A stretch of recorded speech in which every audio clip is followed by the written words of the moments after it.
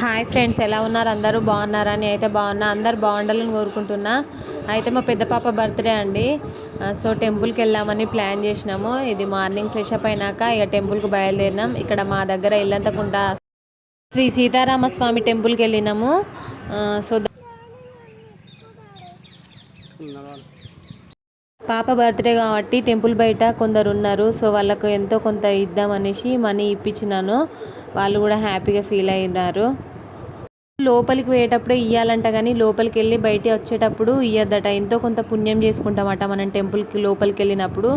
అది కాస్త దానం చేస్తే వాళ్ళకి వెళ్ళిపోతుందని అంటారు. అదైతే నాకు తెలిసిన విషయము, ఈ మధ్య తెలుసుకున్నాను. సో అందుకే బయటకు వచ్చేటప్పుడు ఇయ్య కాబట్టి లోపలికి వెళ్ళేటప్పుడే పాపతో ఇప్పించినాను.